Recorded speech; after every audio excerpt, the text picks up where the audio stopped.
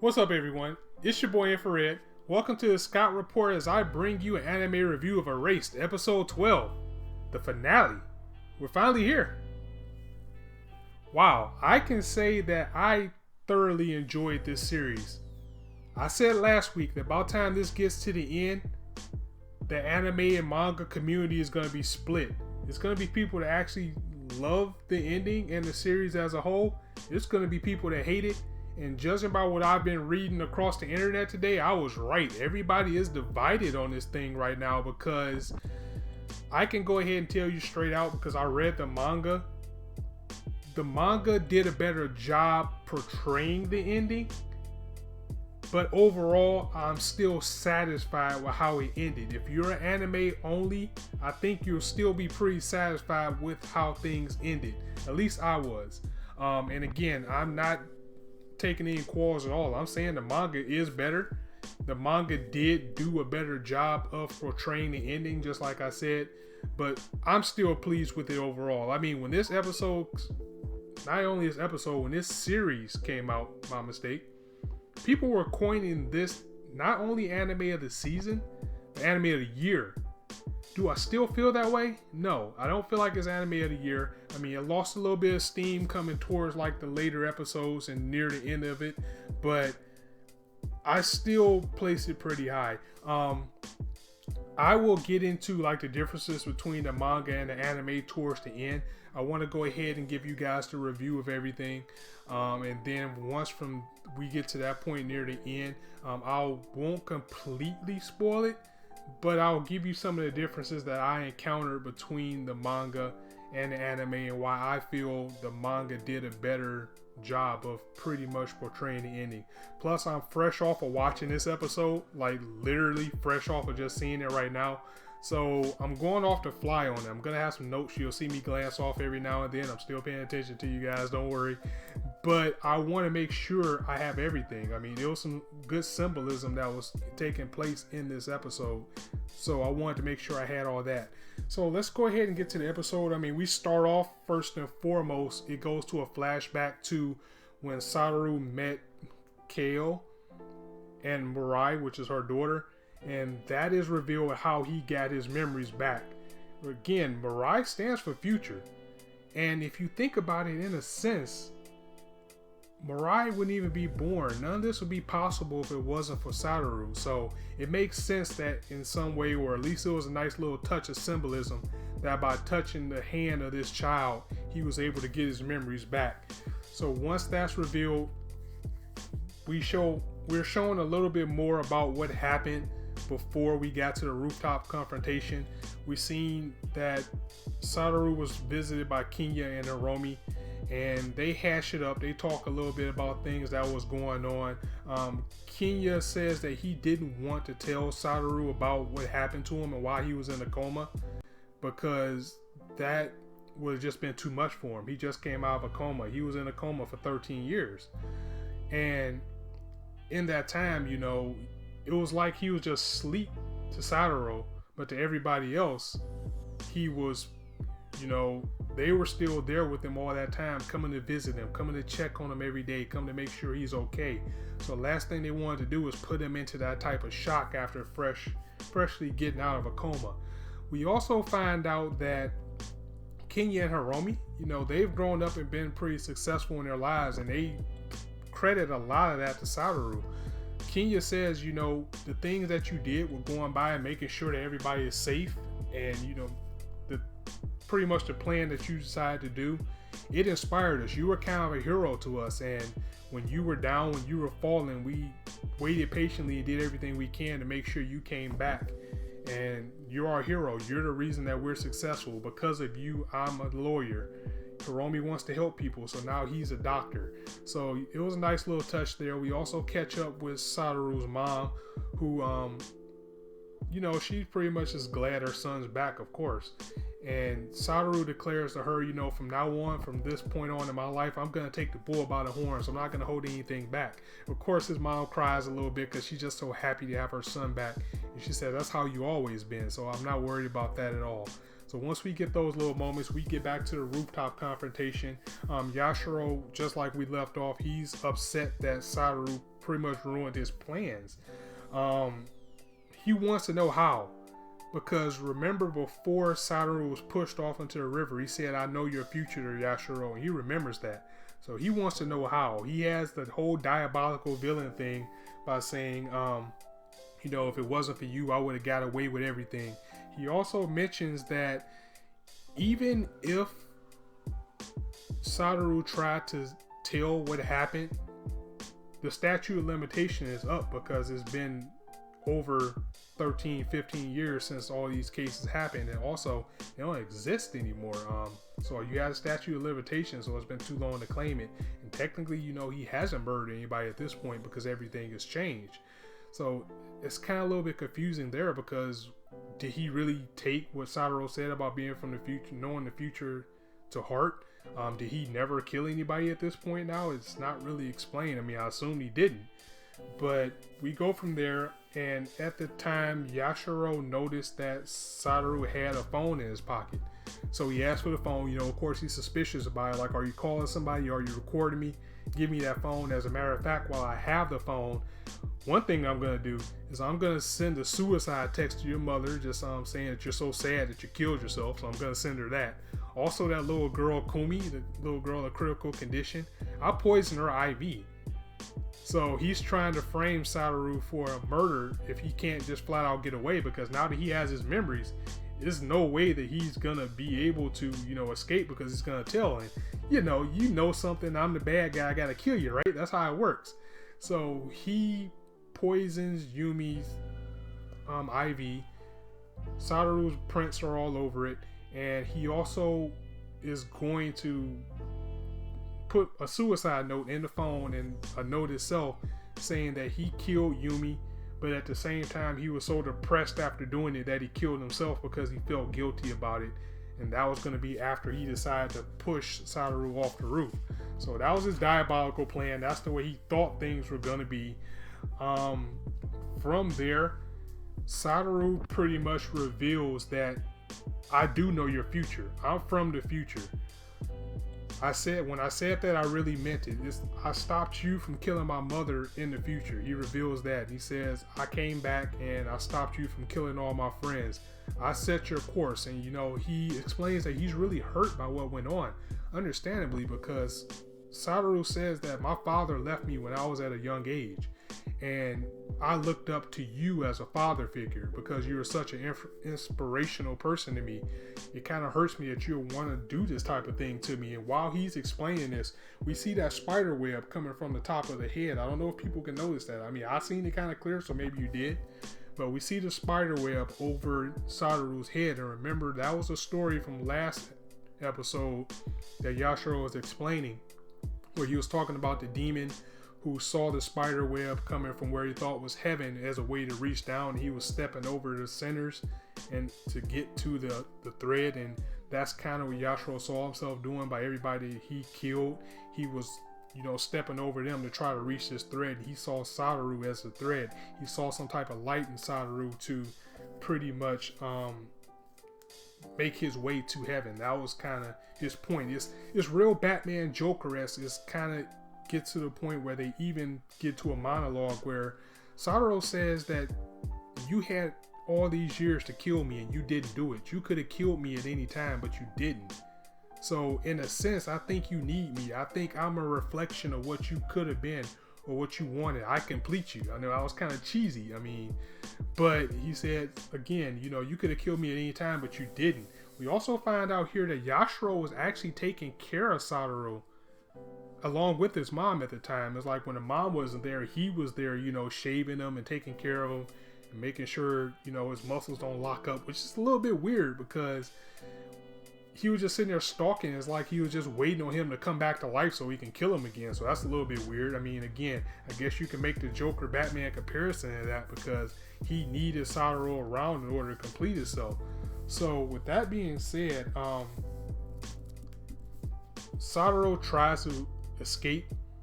So he kind of pushes Yashiro off. He's willing to cheer towards the roof, and as he goes towards the roof to make a jump, Yashiro actually catches his wheelchair and holds him there. Satoru smiles and says, "See, this is what I mean. You can't kill me because you see something in me that you need. You need me around." And while this is going on, Yashiro, he kind of reflects on things and kind of remembers the good things about himself. But at the same time, just like I was saying earlier, he can't let Satoru live at this point or everything's just going to go to hell. So he actually lets go of the chair. I mean, wow, that was a big moment in the episode. He lets go of the chair and our main character is just falling. And as the character is falling, Yashiro, he accepts it. He says, without you, there'll be no me. Even though you have to die, I might as well go ahead and kill myself, because if you're dead, there's nothing left for me to do. But just as he begins to jump himself, he looks down and sees that Satoru was saved by his mother and his friends. They have a big trampoline thing just kind of holding on to catch him. And Satoru gives him a little bit of wink that shows that, my life is better. I have everybody that I need behind me in my corner. You didn't ruin everything.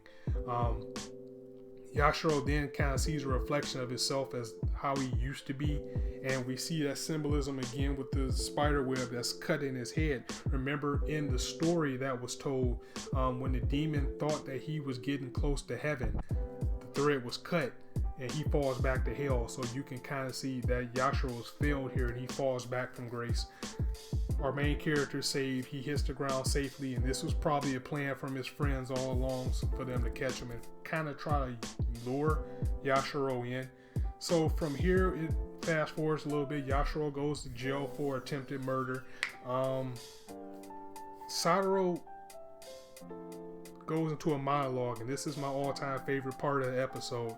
He said, "I've lost 13 years of my life in this coma. But remember that he already lived this life. And what he went through is him going back in time. He went back in time to fix everything. So I've already lived a life. I've already lived these years. But by me going back in time, the years that I miss is a treasure to me," as he name drops the name of the series, Boku Dake ga Inai Machi, the town without me. He says, "The years that I missed are a treasure to me, because in this town without me, my friends had a better life. So it's a sacrifice I was willing to take." Even though he was in a coma for those 13 years, look at Kenya. He grew up to be a lawyer. Hiromi married Keo, who never died. Aya never died. Something that we go back to in the hospital that I forgot to mention, the one girl, I think her name was Hitomi, she was actually becoming friends with everybody after everything happened, and she was raising a fundraiser to pay for some of the medical expenses for Satoru. And because him going back in time and making all this stuff possible, these people wouldn't have had a fulfilling life. His mom is still alive. So that was my best part of the episode, by him saying, even though I lost all these years, everybody else got to live a better life because of me, and I treasure that. That's a treasure to me. So that was a really big point of the episode. And we fast forward a little bit now. Satoru's no longer in a wheelchair. He's up, he's moving, he's able. And now he is also a successful mangaka. So he just got everything that he wanted out of this. He's now a successful mangaka. His manga is done so well that it's getting an anime, and the name of his story was Galactus Sword, the 7 Heroes. So his boss says, you're successful, you're gonna get an anime. Satoru says that he's going on break. He's going back to town to see his old friends, and that beautiful ending music kicks in from there. And while this music is going on, Satoru kind of has a monologue with himself as he goes back to his old town. He meets everybody again. He's picked up at the airport by all his older friends. He sees Yuki, who never went to jail, because everything never happened. And Hiromi, Kenya, Kaio, the kid, the one girl that everybody hated that she blamed. I believe her name is Hitomi. Please correct me if I'm wrong. All these people are together now, and they're having a big dinner together. And again, all this is possible because Satoru was able to rectify everything that was done in the place of him being okay with, you know, him missing all these years. Because he missed these years, everybody came together as one. So he gets satisfaction out of that. As he's walking out the office building, you know, he goes by the old school with Kenya. He just gets a whole bunch of memories from there. As he's walking out of his office building, he mentions that he hasn't had a revival since the last incident, which is good because, you know, he always got these revivals when something bad happened. So he must have had a completely good life from this point on out. He says he never had another one again. And as he is walking, you know, he's walking at the city, he's smiling. He pulls out an older book that he had when he was a kid back when, and in his book he says one day all he wants in life is to be a hero. He wants to be a hero. He wants to have good friends that he can grow with and not be sad. And he definitely got that. Even though he missed so many years of his life, he still got a happy life for his friends that he's now sharing, and everybody is successful. And we get to our final scene. And as he's under the bridge, that famous bridge that he confided in and he was hiding out from, it starts to snow. He sees the butterfly one more time float by, and once the butterfly goes by, he sees Irie. And the way I'm grinning in the screen right now, that part made me grin at the end too. I mean, I can't help it. That was just such a happy thing because remember, he never met her in his life. So now he's to the point where none of his friends never died. His mom never died. Everybody's happy and successful. He's a successful mangaka. And now he meets up with the person that, you know, rode out for him and did so much for him back when he was trying to rectify everything. And he gets his chance to get one more revival. As it goes back probably about 5 minutes, he gets one more chance to meet her again and, you know, make his life complete as tears start to come from his eyes as she asks, can she join him in the shelter? And that's where our episode ends, with him smiling. So overall, fantastic. I mean, the series overall, just like I said in the beginning, do I hold it as high as I did when I first started the series? No. I mean, even I was ready to crown it. I probably would have said it was a 9. Right now, I would give it an 8.